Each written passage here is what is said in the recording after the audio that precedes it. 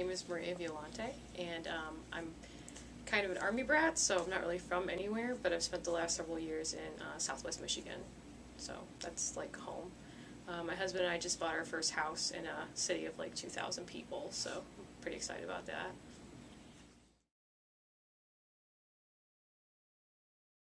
So I think that like as a society we have to accept that people have different healthcare outcomes and that we have kind of an obligation to make those outcomes as fair as possible.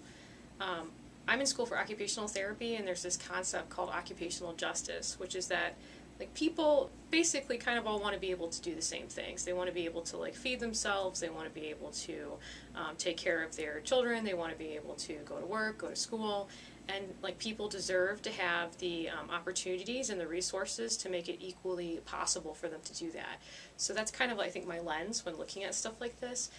But I think that all health activism is kind of the same in that way. We're just trying to make outcomes better across groups. So one thing I'm really passionate about is universal health care. I've lived in several countries that have universal health care, and I've had surgery in those countries and surgery here, and I think that the experience that you have and the stresses you have and also the outcomes you have are drastically different. We're like the last major first world country to not really have that for our citizens, and I think it's incredibly important. So it's definitely something I'm very passionate about. Yeah, so my experience as a graduate student here in my program has been really interesting because as a program there's very little diversity. Part of that is because of like the demographics of Southwest Pennsylvania and kind of like where the feeder schools for this graduate program come from. But there are 50 people in my cohort, and about 90% of them are young white females. So to be a person of color, to be a person who's not heteronormative, it was a really frustrating experience at times. I think there's a certain level of exposure that has to occur for people to really be able to talk intelligently about these subjects. And there was always like a lot of tension and I think a lot of fear even from the part of like professors because they don't want to, they want to do the subject justice, but they may not have the tools necessary to do that.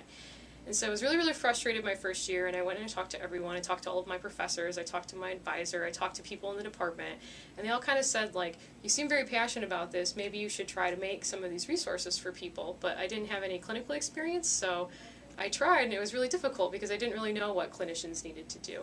So I'm pretty close to the end of my didactic education. I have about 60 days left. And so I find myself, I think, poised where I'm still kind of, I remember what it's like to be in school, and I think I know enough about clinical education now to kind of understand some of those underlying processes, but I also still have like a passion for this subject. And so when the Health Activism Fellowship was first advertised, I thought like, wow, this might be a good place for this module to get developed, or these modules to get developed, and as it turns out, like it worked out, so that's good. Yeah, so I think that for the majority of the time when you're in a clinical program, your education is about the development of skills.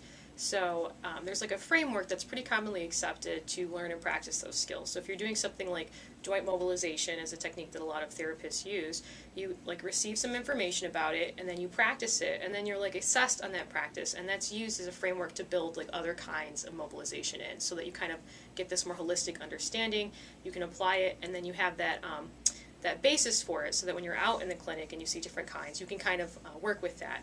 We don't do that a lot with diversity and inclusivity, and I think part of that is just, like I said, this lack of understanding and self-efficacy, like we're not sure how to do that. But I spent a lot of time kind of learning how to be more inclusive, and I think it's definitely, it's like a set of skills that we can practice. And so the modules are really designed in like 20-minute chunks to break down these key concepts in diversity education and pair them with skills that students can learn to kind of serve as like their like launching point for understanding this particular subject area in more depth.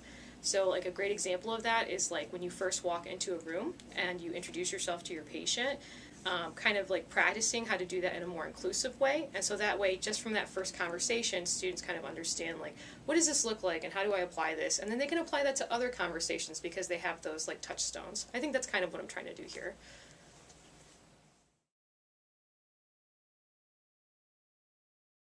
Yeah, so 90% frustration, um, and I think I wanted to go from being frustrated to kind of understanding where this problem was coming from. I don't think anyone in my program or any healthcare provider really wakes up and says, like, I'm going to do something discriminatory today. So I really think it comes from a place of either not understanding or a lot of times just not knowing how to apply the things that you know. And so that's really what I want to do. So over the course of my education, I actually went through a module from UPMC called, I think it's called Ageless Wisdom or Aging Wisdom, Ageless Wisdom. And it's designed to kind of help students understand what the process of aging probably feels like, and then also how that impacts their daily activities, and then also what it feels like to deal with the stigma that many elderly people deal with. And it was really a powerful experience. I like to think of myself as like this person who has a lot of empathy, but even I think, really gained a lot of empathy from that. And teaching empathy is really hard. It's, I think, one of the hardest things to teach, to make someone care about something they didn't care about before. So I was really touched by that, and I thought, like, wow, if I could find a way to take some of these techniques and use them in a different field, like, wouldn't that be really amazing? So that's, like, I think where a big part of the inspiration for the module itself comes from. As far as, like, personal inspirations, I'm really inspired right now by the mayor of San Juan in Puerto Rico. She's just, like, so fearless. And I think as a person that really struggles talking to authority figures, like, I have stayed up at night after sometimes terse conversations with different educators about diversity or inclusivity and what I want to see happen. And, like, I stay up at night, I can't sleep, I'm so worried about it, I call my husband, I cry. And there she is, just kind of, like, going to bat for what she believes in and what's important to her, and I would love to be like that one day.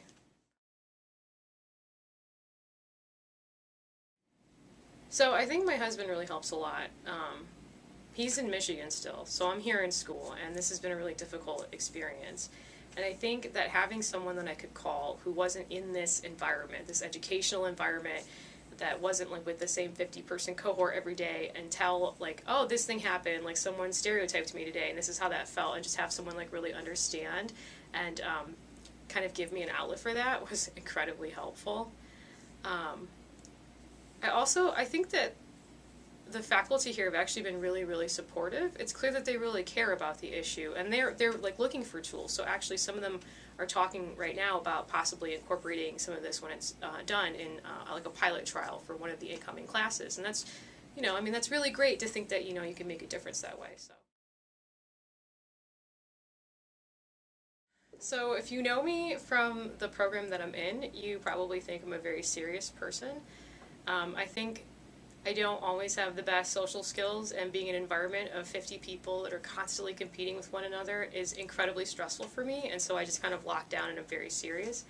I'm actually really, really playful, and I actually met my husband playing Dungeons and Dragons, so I'm like very into like games. I really enjoy just being silly. I really enjoy anytime that we have like pediatric rotations, just because you get the chance to be silly, and it's like part of what you're doing. But I think that would surprise a lot of people.